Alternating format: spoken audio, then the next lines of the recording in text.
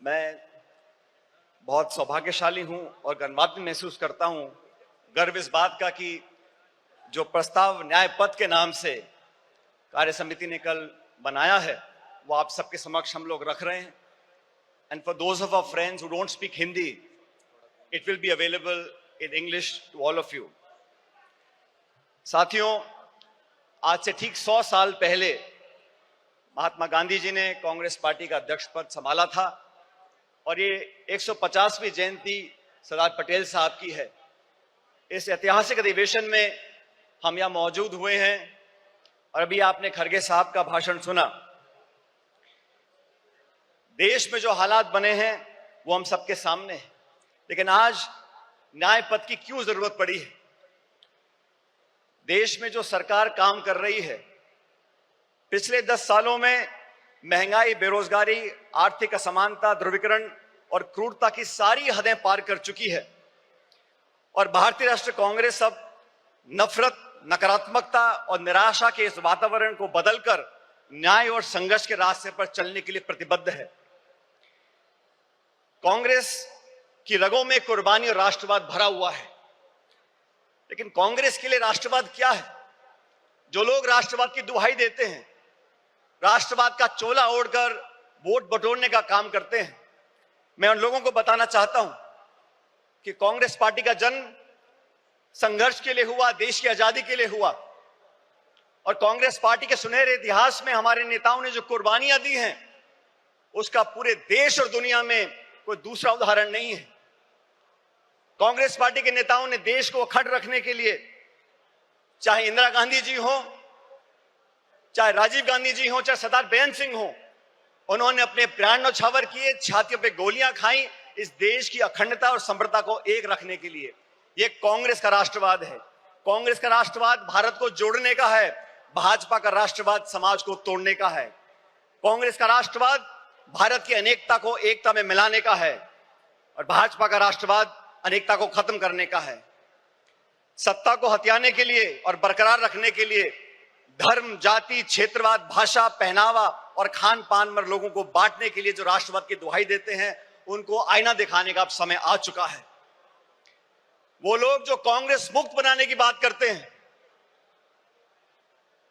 मैं याद दिलाना चाहता हूं आपको, राजीव गांधी जी प्रधानमंत्री बने थे तो कांग्रेस के पास 400 से ज्यादा सांसद थे।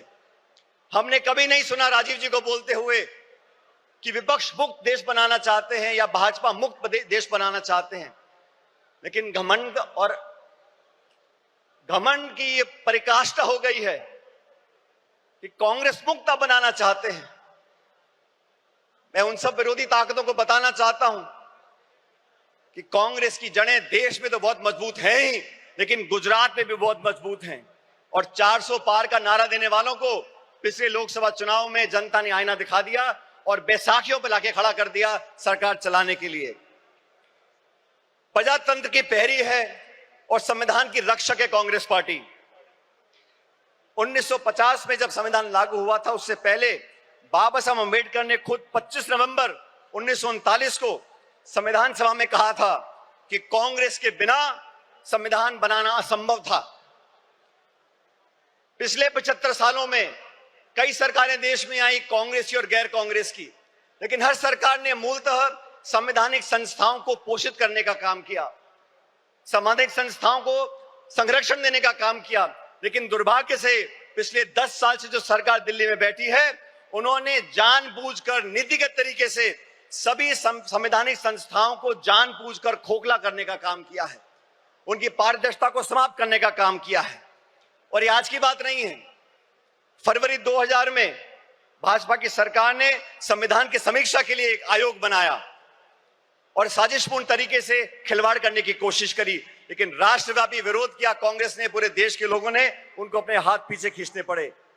और 2024 के लोकसभा चुनाव से पहले भाजपा नेताओं ने खूब कहा 400 पार करा दो और भाजपा के सांसदीय उम्मीदवारों ने कई बार नारा देकर अपनी दुर्भावना को प्रकट किया कि कैसे वे संविधान के खिलवाड़ करना चाहते हैं। साथियों, भाषण देना अलग बात है, लेकिन सरकार के कामकाज को आप देखिए। 6 वर्ष पहले भाजपा सरकार ने सदन में कहा था कि जम्मू कश्मीर को पूर्ण दर्जा देंगे।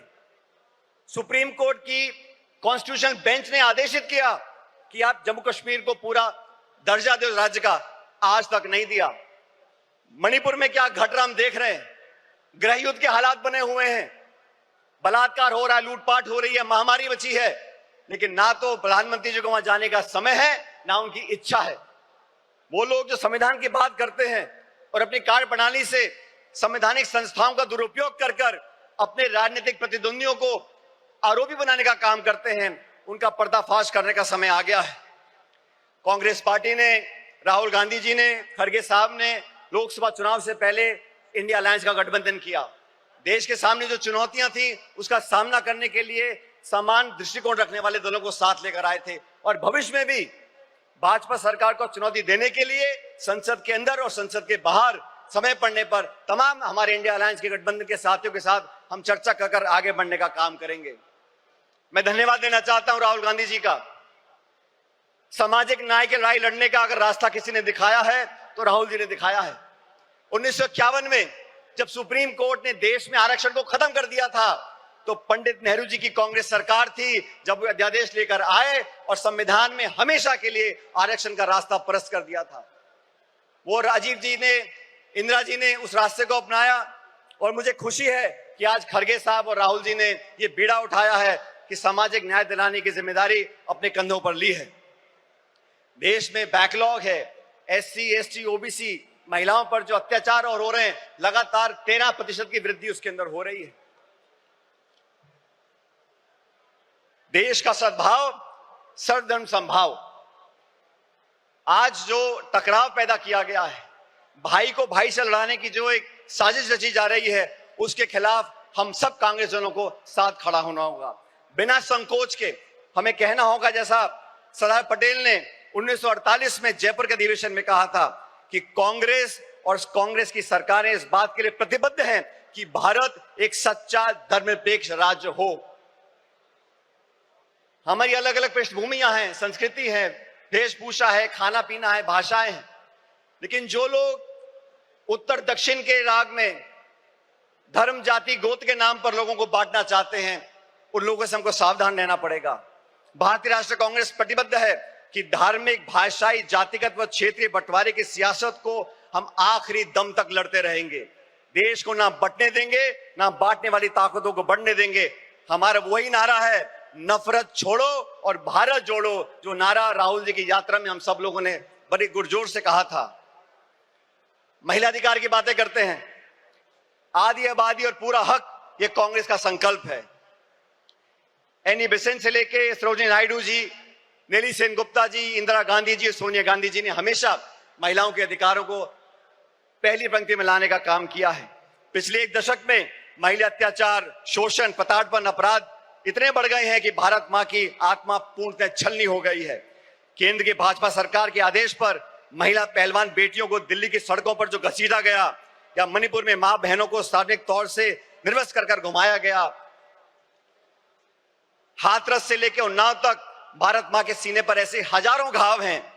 आए दिन देश की बेटियों के बारे में भाजपा के मुख्यमंत्री, केंद्रीय मंत्री और उनसे संबंधित संस्थाएं जिस प्रकार उनके पहनावे, आचरण, चरित्र, बाहर जाने के समय उनकी स्वतंत्रता, खान पीन व निर्णय लेने की क्षमता को लेकर लगातार आपत्ति उठाते रहते हैं, उसका हमको विरोध करना पड़ेगा। ये वो सरकार है जो किसानों का विरोध करती है। मुझे फक्र है कि हम उस पार्टी के कार्यकर्ता हैं जिसने संकल्प लिया है कि हम लोग किसानों का MSP पर एक कानूनी अधिकार जनता को देंगे और 50% से ऊपर समर्थन मूल्य किसान को मिलेगा।